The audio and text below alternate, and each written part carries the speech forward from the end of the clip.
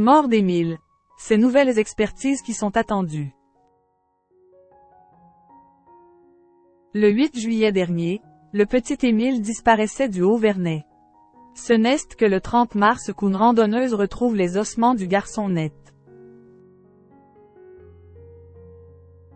Depuis, le corps de l'enfant n'a toujours pas été remis à sa famille car de nombreuses analyses sont faites pour déterminer les causes de la mort. Le 30 mars dernier, soit près de 9 mois après la disparition d'Émile, une randonneuse a retrouvé les ossements du petit garçon de 2 ans et demi dans une forêt du Haut-Vernay, Alpes de Haute-Provence, où il avait disparu. À la suite de cette découverte, des analyses d'identification génétique ont confirmé que le crâne retrouvé par cette retraitée en promenade était bien celui du garçon net. Si l'acte de décès d'Émile n'a toujours pas été rédigé, malgré ces confirmations, celui-ci devrait être signé dans les prochains jours comme l'a révélé BFM-DICI ce vendredi 21 juin. De nombreuses analyses ont été faites pour comprendre les causes du décès du petit Émile mais de nouvelles expertises plus poussées sont encore attendues. Les analyses ne sont pas terminées, a expliqué Jean-Luc Blachon, le procureur de la République d'Aix-en-Provence, comme l'a rapporté BFM TV.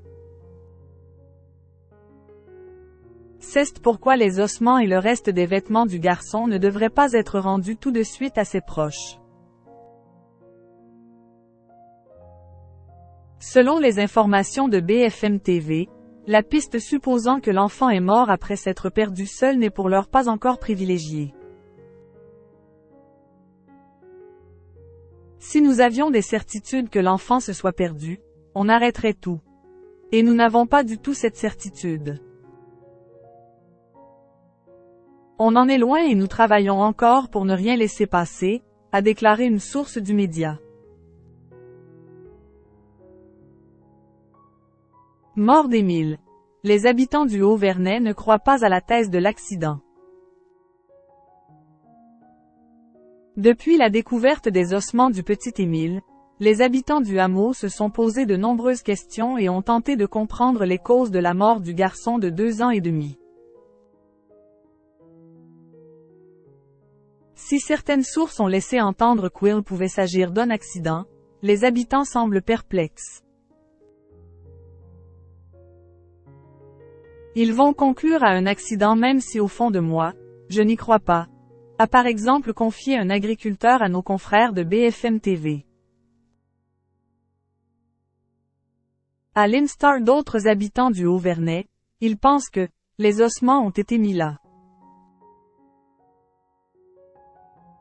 Là-bas, il y a eu une coupe de bois, un bûcheron, ceux qui vont aux champignons, les chasseurs, leurs chiens. On peut passer à côté mais franchement, ça paraît gros, a-t-il estimé. C'est pourquoi la thèse de l'accident semble peu plausible selon lui. Il y avait 1 mètre d'herbe, des bois en travers, un terrain accidenté avec des bosses, des creux, des vallons. Non, je n'y crois pas, a réagi l'habitant du hameau.